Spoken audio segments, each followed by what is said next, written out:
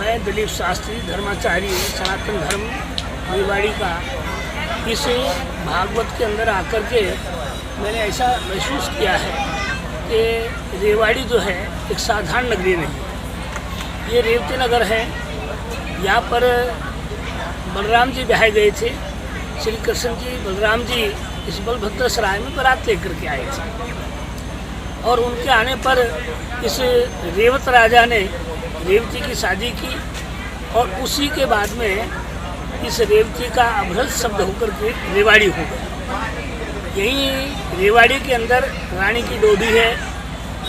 रेवाड़ी के अंदर 4 बड़े बड़े दरवाजे हैं। रेवाड़ी के अंदर कुंज गली है। रेवाड़ी के अंदर ही पांचा वाला है जहाँ पर 5 पांडव आकर के ठहरे थे। ये ऐतिहासिक नगरी है और इस ऐतिहासिक नगरी के अंदर समय समय पर भागवत की कथा होती रहती है और मैं समझता हूँ कि ये छोटा वृंदावन है। इसको छोटी काशी कहें तो भी अतिशोक्ति नहीं होगी। यहाँ बड़े बड़े विद्वान व्यक्ति हुए हैं और भागवत यहाँ चलती रहती है। उस भागवत के माध्यम से यहाँ के लोगों को ये ज्ञान दिया जाता है कि पितृपक्ष के अंदर उन्होंने जो भागवत रखी है उसमें इसलिए रखी है कि पितरों का उद्धार हो, पितरों की मुक्ति हो, पितर जो हैं वो हमें आशीर्वाद दें। तो मैं समझता हूँ कि पितर तभी आशीर्वाद देंगे जबकि आज के युग के अंदर माता बहनें भाई बंधु अपने बुजुर्गों का सम्मान करेंगे तो पितर खुश होंगे। मरने के बाद में आप उनकी 2 मनकी निकाल करके गऊ को देते हो, दूसरों को खिलाते हो, जिवाते हो। मैं समझता हूँ उससे पहले अपने बुजुर्गों का सम्मान करना सीखें, अपने बुजुर्गों को रोटी दें, उनको संतुष्ट रखें, उनका आशीर्वाद लें तो आपका ये पितृ कार्य संपन्न होगा और इस कार्य के अंदर जो है आपको फल भी मिलेगा और ये कथा सार्थक सिद्ध होगी। धन्यवाद। ये हमारा परम सौभाग्य है। यहाँ पर भगवान श्री कृष्ण जी अपने बड़े भाई बलराम के साथ बारात लेकर आए थे और जो बलभद्र नाम है ये भी बलवान का नाम है। गौ पालना, गौ रचना, गौ रक्षा, गौ सेवा, गौ की महिमा ये सब भगवान श्री कृष्ण की देन है। और जब से आज तक गौ माता की सेवा में हम सभी सनातनी हर संभव सेवा कर रहे हैं। वैसे विश्व की पहली गौशाला भी हमारे यहाँ पर रेवाड़ी के अंदर है। विश्व का पहला गौ चौक माननीय मुख्यमंत्री नायब हुसैनी, माननीय विधायक लक्ष्मण यादव, पूनम यादव नगर परिषद चेयरमैन, नगर पार्षदों, वे सभी जागरूक कार्यकर्ताओं ने प्रयास से गौ रक्षक चौक का शिलान्यास हो चुका है। ये आज का दिन हमारे लिए एक बड़ा ही पुण्य दिन है। 14 तारीख को महान गौ भगत, गौ रक्षक देवेंद्र यादव सोनी सरपंच खिदेड़ी के पिताजी शीश राम जी यहाँ पर कथा के लाभ होंगे, सम्मान करेंगे और उस अवसर पर उसी दिन हम गौ रक्षक देवेंद्र यादव गौशाला सेवा संघ रेवाड़ी स्थापना कर रहे हैं, गठन करेंगे। ये रेवाड़ी की पहली संस्था होगी जो पूरा जिला के अंदर गौ माता के लिए काम करेगी, गौ रक्षा के लिए काम करेगी। हम सभी का प्रयास होगा कि गौवंश को पोषकार किया जाए। और आज इस पावन अवसर पर श्रीमद् भागवत सप्ताह ज्ञान महायज्ञ के हम 5वें दिन यहाँ पर पहुँचे हैं। हमारा सौभाग्य है। इसके लिए हमें राजकुमार चेयरमैन कतोपरी और प्रथम अग्रवाल और आयोजन समिति ने आमंत्रित किया था। तो इसके लिए हम आयोजन समिति का आभार प्रकट कर ही रहे हैं। इन्होंने कितना महापुण्य का कार्य किया और बड़ा आनंद आया इस कथा को सुनकर। जो दर्शक यहाँ पर बड़े आनंदित होकर बड़े ही अपनी उद्घा रहे थे, नाच रहे थे, बड़ा अच्छा लग रहा था। आज हमारा भी सौभाग्य है कि इस पावन धरती पर हमारी उम्र तकरीबन 42-43 साल की हो गई है, लेकिन इस पावन भूमि पर आज हमारे पैर यहाँ पर आए हैं तो ये भगवान का एक विशेष आशीर्वाद मैं मानकर इसको देख रहा हूँ कि आज विशेष आशीर्वाद हमें मिला है और वो भी श्राद्ध पक्ष में मिला है। तो मैं अपने परमेश्वर, परमपिता परमेश्वर और अपने पूर्वजों को ध्यान करते हुए गौ संकल्प के लिए कुछ चीज़ें मैं आम समाज को ध्यान में दिलाना चाहूँगा और मैं स्वयं भी उसमें से किसी न किसी चीज़ का पालन करता हूँ और करता रहूँगा और आगे भी करने की कोशिश करूँगा। तो भगवान श्री कृष्ण और भगवान बलराम जी का सीधा संपर्क गायों से रहा है और उन्होंने गौ माता की सेवा भी की है, रक्षा भी की है। सारी चीज़ें जो है ना भगवान श्री कृष्ण और भगवान बलराम ने की है और यहीं इसी पावन भूमि पर वो यहाँ पर एक प्रकार से भगवान बलभद्र जी विहाए हैं और इसलिए इसका नाम जो है ना वो बलभद्र सराय है। तो कुछ चीज़ें मैं समाज को ध्यान दिलाऊंगा कि हमें गौवंश के लिए क्या सोचना चाहिए। तो उसमें से कुछ बिंदु है जिनका मैं ध्यान कराऊंगा। हम 1 रुपया प्रतिदिन गौ माता की सेवा के निमित्त निकाल सकते हैं, ऐसा हमें निर्णय लेना चाहिए क्योंकि श्राद्ध पक्ष चल रहा है तो हमें अपने पूर्वजों का इस पर विशेष तौर पर आशीर्वाद मिलेगा। साथ ही प्रतिदिन गाय को गोग्रास खिलाने का भी हम संकल्प ले सकते हैं और या फिर पंचगव्य से बने हुए उत्पादों का उपयोग करें तो ये भी हमारा एक संकल्प हो सकता है। या फिर देसी गाय के दूध घी का सेवन करूँगा, ऐसा भी हम अपने जीवन में संकल्प ले सकते हैं। और या फिर यथासंभव गोपालन करूँगा, ऐसा भी हम सब जो है ना प्रयास करके एक संकल्प इसमें से कोई भी ले सकते हैं। मैं अपने प्रत्येक धार्मिक कार्य पूजन से करूँगा, गौ पूजन से करूँगा, यानी कि कोई भी धर्म का काम शुरू करूँगा तो सबसे पहले गौ माता का पूजन करूँगा, फिर उसमें धर्म के काम को आरंभ करूँगा। और यदि मैं कृषक हूँ तो गोवंश आधारित खेती करूँगा। ऐसा इस प्रकार से 7 जो है ना ये संकल्प है और अनेकों संकल्प हम आपस में ले सकते हैं। तो मेरी विनती है समाज से कि इन 7 संकल्प में से कोई एक संकल्प लेकर गौ सेवा में, गौ माता की रक्षा में, गौ पालना में हम अपना सहयोग करें। आज के लिए इतना ही, धन्यवाद। किसी को बोलो। गौ हमारी माता है, ये सभी शुरू से ही शास्त्र भी कहते आया हूँ और एकदम गौ का ही सभी हर इंसान गौ का पूजन करते और श्राद्ध में ही गौ माता को रोटी दी जाती है। इसलिए मैं ये कहता हूँ कि हर आदमी हर घर में एक एक गौ रखना बहुत जरूरी है। यदि गौ माता रखेंगे तो उसकी सेवा भी होगी। जैसे ये बाज़ारों के अंदर घूम रही हैं, ये सभी संकल्प ले लें कि एक गौ को हम रखेंगे, वैसे बाज़ार में नहीं घूमेगी। गौ माताएँ लट खाती है, पन्नियाँ खाती है। और मैं सरकार से निवेदन करता हूँ कि बाज़ार में जितनी भी एक गौएँ घूम रही है ऐसे ही इनको एक गौशाला बनाई जाए हर शहर के अंदर और उन गौओं को वहाँ सुरक्षित रखा जाए। ये गौ है, ये ऐसी इसकी दुर्दशा हो रही है बाज़ारों के अंदर कि हम कह नहीं सकते। लोग कई तो ऐसे हैं कि सुबह दूध काट लेते हैं, शाम को छोड़ देते हैं बाज़ार। उसके उनके ऊपर कमेटी मिलके कंट्रोल करे, उनकी 2-4 बार गौशाला में पहुंचाएं और यदि वे दोबारा लेने जाएं तो कम से कम 11,000 से रुपये नहीं 11,000 रुपये उनके ऊपर दंड हो, तब उनको गौ माता मिलेगी। इसलिए मैं ये कहता हूँ कि ये प्रावधान चालू हो जाए तो कोई भी गाय को नहीं छोड़ेगा, सब अपने घर में रखेगा। तत्सवितुर्वरेण्यं भर्गो देवस्य धीमहि धियो यो न प्रचोदयात्। ईश्वर से प्रार्थना करते हैं हम सभी कि भगवान हमारी बुद्धियों को श्रेष्ठ मार्ग पर चलाए। इस तरह गायत्री मंत्र का अर्थ यही और ये सभी वक्ताओं ने बताया है। सभी जो मेरे से बड़े शास्त्री जी हैं, ये इन्होंने जो बातें कही हैं गौ माता के लिए, वही बात मैं बार बार क्या कहूँ, बस मैं यही इतना ही कहना चाहता हूँ कि गौ माता की हम रक्षा करें और इसका पालन करें सभी मिलकर। समाज से मेरा यही अनुरोध है कि हम सब गौ माता की सेवा करें। धन्यवाद। राजेश जी, सबसे पहले तो मैं आपके चैनल का धन्यवाद करना चाहूँगा कि आज श्रीमद् भगवत कथा का 5वां दिन है और 5 दिन से पिछले 5 दिन से आप लगातार कवरेज कर रहे हैं। पूरे रेवाड़ी के साथ पूरे हरियाणा के अंदर इस भगवत कथा का लोग लुत्फ ले रहे हैं। इससे अपने जो भी उन्होंने त्रुटियाँ की है, जो भी बुराइयाँ की है, उनको सुनकर इस भगवत कथा के माध्यम से अपने पापों को धोने का काम कर रहे हैं। आज इस भगवत कथा का 5वां दिन था।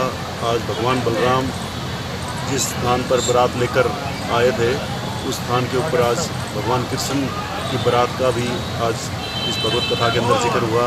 भगवान कृष्ण के विवाह का जिक्र हुआ तो आज ऐसा लग रहा था जैसे भगवान कृष्ण और भगवान बलराम स्वयं जैसे वह रेवती की बारात लेके यहाँ पहुँचे थे, ऐसा माहौल आज देखने को मिल रहा था। हम भी अपने आप को गौरवशाली मान रहे हैं कि आज हम उस पल के साक्षी बने। ऐसा लग रहा था जैसे आज हम भगवान कृष्ण के इस बारात के अंदर पहुँचे हैं, भगवान बलराम की बारात में पहुँचे हैं और पूरा वातावरण वृंदावन की तरह ही था।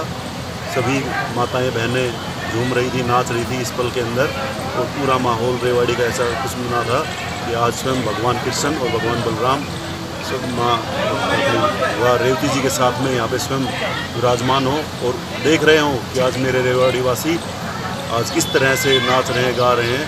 और मैं तो ये कहूँगा कि आज पूरा वातावरण मथुरा वृंदावन की तरह ही था, जैसे स्वयं भगवान यहाँ पे ही विराजमान हो। और मैं आग्रह भी करना चाहूँगा आपके इस चैनल के माध्यम से दोबारा से कि हमारी इस नगरी का नाम रेवती के नाम से होना चाहिए। राजा रेवत ने हमारी बुआ रेवती को दहेज में कहेंगे, उस टाइम में दहेज तो नहीं होता था, पर ये कहेंगे दान के अंदर ये नगरी भगवान बलराम को सौंपी थी कि भाई ये नगरी अब आपके हवाले है और इसका नाम रेवती नगरी होना चाहिए, उनके नाम से ही होना चाहिए। ये हमारी पुरानी सांस्कृतिक धरोहर है, हमारी पूरी आस्था है रेवाड़ी की कि इसका नाम रेवती नगरी के नाम से हो। हरियाणा सरकार इसके ऊपर संज्ञान ले और जो हमारी पुरानी धरोहर है उसको बचाने के अंदर पूरा सहयोग दे। पहले भी नाम इसका रेवती नगरी ही था, लेकिन धीरे धीरे जैसे भाषा बदलती गई और बदलते बदलते रेवाड़ी पे आ गई। मेरा आपके चैनल से माध्यम से यही आग्रह है कि इसका नाम रेवती नगरी होना चाहिए। ये हम सब के लिए बहुत ही गौरव की बात होगी। वो क्षण बहुत ही अद्भुत होगा जिस क्षण रेवाड़ी का नाम रेवती नगरी के नाम से होगा, वो हमारे पूरे जिला वासियों के लिए बहुत ही गर्व की बात होगी। बहुत बहुत धन्यवाद। और ये हम सभी के लिए गर्व की बात है। भगवान श्री कृष्ण और बलराम ने गोपालन करता, गौ माता की महिमा, गौ रक्षक सभी हमें वहीं से मिली है। जब हमें कमेटी की तरफ से निमंत्रण दिया गया है कि आप लोगों ने यहाँ पर पहुँचना है, तो हमें सहज यहाँ पर आने का मौका मिला। भाई प्रथम अग्रवाल जी और कमेटी भाई राजकुमार चेयरमैन कटोपरे जी, इन्होंने हमें यहाँ पर बुलाने का मौका दिया। हमारे साथ हमारे परम संरक्षक है या इनके मार्गदर्शन गरीब शास्त्री जी, तुलाराम जी हमारे पास आज पहुँचे हैं। और 14 तारीख को एक उस महान विभूति यहाँ पर आएगी जिसके पुत्र ने गौ रक्षा करते गौ माता के लिए बलिदान कर दिया, सोनू सरपंच विद्यालय प्रकार 14 तारीख वहाँ पर आएंगे। और 14 तारीख को हम यहाँ पर इस पुण्य भूमि में गौ रक्षक देवेंद्र यादव गौशाला सेवा संघ रेवाड़ी की स्थापना कर रहे हैं। तो आपसे बड़ा ही आनंद आया, हमें बड़ा ही सौभाग्य मिला। आप सभी को हार्दिक शुभकामनाएं और इस प्रकार का आयोजन समिति का हम बार बार आभार प्रकट करते हैं। जय गौ माता। जोरदार माताओं बहनों को अवगत कराना चाहूँगा। जिस शख्स को आप सुन रहे थे वो रविंद्र आशावादी जी हैं, मुस्सीपुर गांव से आते हैं। लगभग 42 वर्ष से आप लोगों की सेवा कर रहे हैं। आप सबको मालूम होगा कि पिछले 1 वर्ष पहले अपने यहाँ से गौ रक्षक शहीद सोनू सरपंच विद्याडी जी जो गौ माता की रक्षा करते हुए उनके चरणों में विलीन हो गए थे, उस लड़ाई को आगे बढ़ाते हुए रविंद्र आशावादी जी, गरीब शास्त्री जी और पूरी टीम लगी हुई थी। माननीय मुख्यमंत्री नायब सिंह सैनी जी हमारे बीच में आए थे और उन्होंने विश्व का पहला चौक जो कि आज रेवाड़ी के अंदर जिसका शिलान्यास हो चुका है, विधायक लक्ष्मण सिंह यादव जी के प्रयास से और हमारे यहाँ से नगर परिषद की पूनम चेयरमैन जो आप लोगों के आशीर्वाद से विराजमान है, उन्होंने पूरा सहयोग दिया और पूरे विश्व का जो पहला चौक है गौ भगत शहीद गौ रक्षक शहीद सोनू सरपंच के नाम से उसका शिलान्यास हो चुका है। ये हमारे लिए बड़े गर्व की बात है। इस मुहिम में आशावादी जी का बड़ा अहम योगदान रहा है।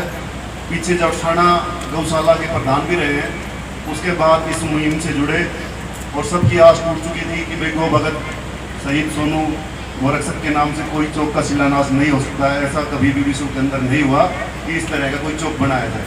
उससे पहले हमारे यहाँ पे हमारे देश के वीर जवान शहीदों के नाम से चौक है, लेकिन ये पहला चौक है जो पूरे विश्व के अंदर बनकर आपके सामने तैयार होगा। आप भी आप कभी दिल्ली रोड पे जाओगे तो पुलिस लाइन से पहले जो फ्लाईओवर है उसके पास में आपको बड़ा सुंदर एक चौक बनकर तैयार होगा जल्दी। और आप सभी सौभाग्यशाली हो कि पूरे भारतवर्ष में और मैं देखूँगा पूरे विश्व में ये पहला राज्य है हरियाणा, और उसमें पहला जिला है रेवाड़ी, जिसके अंदर पहली विश्व की गौशाला महर्षि दयानंद जी के नाम से है, और वो पूरे विश्व की पहली गौशाला है जो सबसे पहले अपने रेवाड़ी जिले के अंदर राजा युधिष्ठिर जी ने खुलवाई है। तो आप सभी भी उसके अंदर सौभाग्यशाली मानो आप अपने आप को कि पहला विश्व के अंदर देश जिसमें गौ माता की रक्षा कृष्ण भगवान ने स्वयं की हो, भगवान बलराम ने स्वयं की हो, उसके आप सभी वंशज हो और उनकी उसी परंपरा को आगे बढ़ाते हुए और रेवाड़ी जिले का भी नाम पूरे विश्व के पटल के ऊपर आ चुका है शहीद गौ रक्षक सोनू सरपंच के नाम पर। इन शब्दों के साथ मैं दलीप शास्त्री जी से आग्रह करूंगा कि वो भी अपने विचार एक बार जोरदार ताली बजाइए। ओम चंद्रवामन सुजात चक्षु सूर्यो अजायत श्रोता प्राणद प्राणद मुखादग अजायत ओम पुरंदु देव जना पुरंदु मनसा धिया पुरंदु विश्वभूतानि जगत वेद परमात्मा परम पूजनीय संत ग्रंथ एवं व्यास जी गुरु विराजमान व्यास जी महाराज और इनके साथ में आए हुए हमारे आशावादी वगैरह और सभी भक्त सज्जन माताओं बहनों, बड़े सौभाग्य की बात तो ये है कि आज आप ऐसी शुभ स्थल के ऊपर बैठ करके इस कथा का श्रवण कर रहे हैं जिसको बलभद्रसराय कहते हैं। भगवान कृष्ण यहाँ पधारे थे, बलराम जी का विवाह यहाँ हुआ, ये रेवती नगर के नाम से प्रसिद्ध है।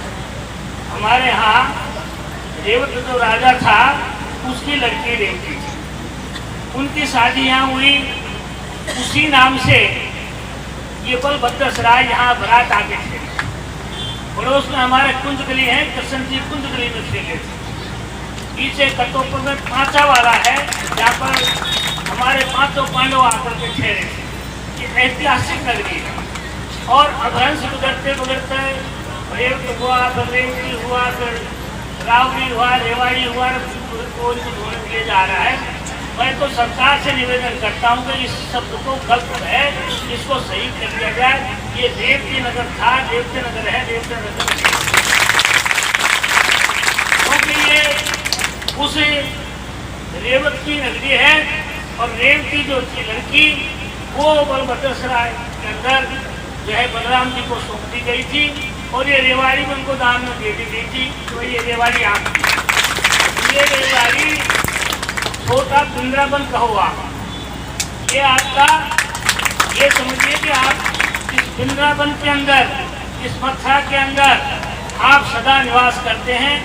यहाँ बहुत बड़ी बड़ी कथाएं होती रहती हैं, कहीं ना कहीं भागवत चलती रहती है और माता बहनों का बड़ा सहयोग रहता है। और इस समय तो मैं बात कह देना चाहता हूँ, आप लोग सब पितरों की मुक्ति के लिए इस बांस पर जो है सफेद चक्र बांध करके उनको मुक्त करना चाहते हो, तो हमारे पितृ मुक्त हो जाए, हमारे पितृ सदा खुशी रहें, हमारे पितरों का समय समय पर हमें आशीर्वाद मिलता रहे।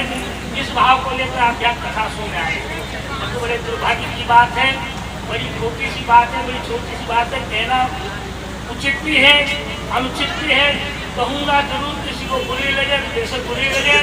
हम मरने के बाद में 2 मटकी निकालते हैं, गाय को देते हैं और जिनका बूढ़ा भूखा बन जाता है उनको चीन के 0 रोटी नहीं दी जाती। आप बताइए, चीन में दी आपके बुजुर्गवार जाकर के वृद्धाश्रम में रोटियां खा रहे, या 2 दिन वृद्धाश्रम चल रहे हैं। अच्छे अच्छे घराने, अच्छे अच्छे व्यक्ति पढ़े लिखे, उन बूढ़े बड़ों को वहाँ छोड़ आते हैं और वो मर जाए तो उनके हाथ क्रिया कर्म में नहीं जाते हैं। भाई मैं समझता हूँ कि आप अगर इस कथा का सच्चा फल लेना चाहते हैं और पितरों का आशीर्वाद लेना चाहते हैं, बस बुजुर्गों की सेवा हो जाएगी। जो माता बुजुर्गों की सेवा करेगी मैं समझ उसको स्वर्ग मिलेगा। अन्यथा कोई आदमी नहीं समझे मैं कथा सुनकर स्वर्ग में चला जाऊँ, कोई स्वर्ग में नहीं जा पाएगा। सेवा की मेवा मिलेगी। अगर बूढ़े ने ये आशीर्वाद दे दिया तो बेटा फूले फले, तेरे जो है तो फलो, तेरे खेड़े बसे, तेरे बेटा राज करे, तेरा अखंड सौभाग्य हो, तू सदा सुहागन रहे, तभी हो सकती जो बूढ़ी जो है उसके सर पे हाथ कर दे। और मेरे यहाँ पर मंगल देव जी हमारे गड़ोली के अंदर बहुत बड़ा आश्रम है, वो रहते जो कहा करते थे कि हमारे यहाँ जो है औरतें भैंस को 2 बाल्टी पानी डाल के और उसको रगड़ा मार के नहाते। लोग कहते तू भैंस ने नहा यार दूध ले से दूधी का मंगरा को हाथ फेंक दिया कर हाथ फेंक दिया कर गोटा डाल दिया कर। आज बिहारी का समाज हो गया है। एक बात को मैं कहना चाहूँगा, इसलिए कहना चाहूँगा सब पढ़े लिखे कहते, कोई ऐसा आदमी जो अनपढ़ हो। किसी घर में पढ़ी लिखी बहू आ गई थी, पढ़ी लिखी बहू आई तो घर के अंदर पूरी सास तो थी, सुबह 4 बजे उठती, झाड़ू लेकर के बासी दुहाई सब खाती। जो बासी झाड़ू काटती थी, एक दिन बेटा ने कहा माँ कि ब्याह हो और घर में आ गई बहू, अब तो झाड़ू में छोड़, सारी दिन झाड़ू काटिए, तू झाड़ू मत काटा, तो तेरे पास झाड़ू काट क्या करेगी। तो भाई मेरा गोटा चाल उन्हें आदत पड़ रही है, मेरी यही ठीक रहेगी, सवेरे सवेरे में झाड़ू काट दूँ। मैं तो भाई उन्हें ना जगाऊँ ना कहूँ मेरे भाग शुरू हो गए। एक काम करते सवेरे में झाड़ू काटूँ, जब मैंने झाड़ू पकड़ लिया तू और झाड़ू पकड़ के तो फिर मैं काटूँगा झाड़ू, मैं काटूँ। हम झगड़ों करेंगे मैं शर्म आओगी। ऐसा ही हुआ, सवेरे सासू ने झाड़ू काटने शुरू करी और छोरा लाकर झाड़ू पकड़ी। वो पुराने मिठाई फेंकते हुआ पुराने मिठाई कहते मैं काटूँ झाड़ू। बेटा तो सब जाकर मैं गंगे से ला जाना है, लोग पे जाना झाड़ू मैं काट दूँ, वरना मैं काटूँ। झाड़ू होने लगो, आवाज तेज तेज हुई, भीतर से आँच मसलती आई, बाढ़ पकड़ के खड़ी हो गई और बड़ी लिखी बहू से रहा नहीं गया। तो बोले ये सासू जी, ये सासू लड़ाई करनी अच्छी बात करो, लड़ाई मत करो, लड़ा ना करे, अपना हौसला पार तो सब छोड़ो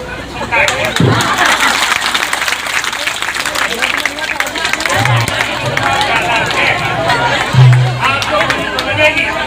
तो सच्ची बात यही है कि भाई लोग भी सेवा करोगे तो सेवा ले रहोगे। मैं ज़्यादा कुछ नहीं कहना चाहता, आप लोगों को बहुत बहुत धन्यवाद देता हूँ। जितनी औरतें बैठी, जितनी बड़ी बूढ़ी बैठी है, ये सब ऊपर हाथ करके और एक पढ़ने में हम तो पूरा बड़ी सेवा करेंगे, उनको दिखाएंगे आशीर्वाद। देख लो आप लोग हाथ उठा रहे हो, आप लोगों ने सेवा करनी है, तब तो आपका घर जो है स्वर्ग हो जाएगा।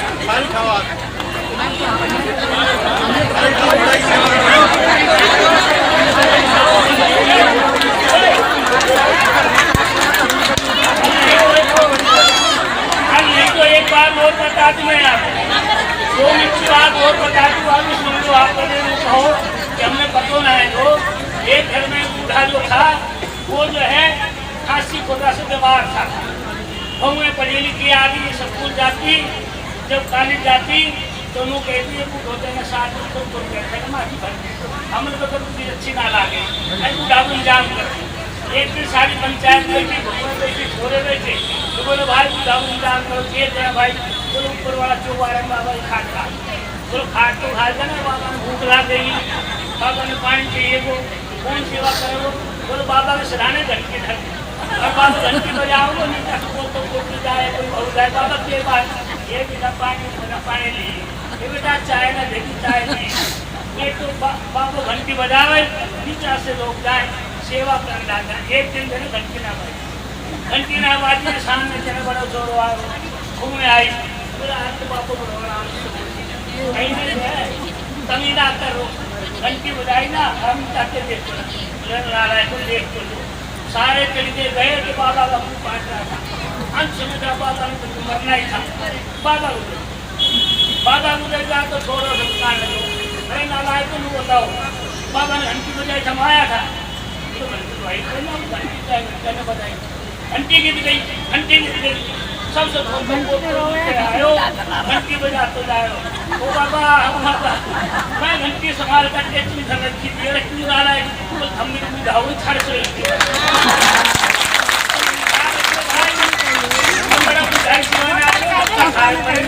सेवा एक बार जोरदार ताली बजाइए सुन रहे भगवत जी के शिक्षा में अपना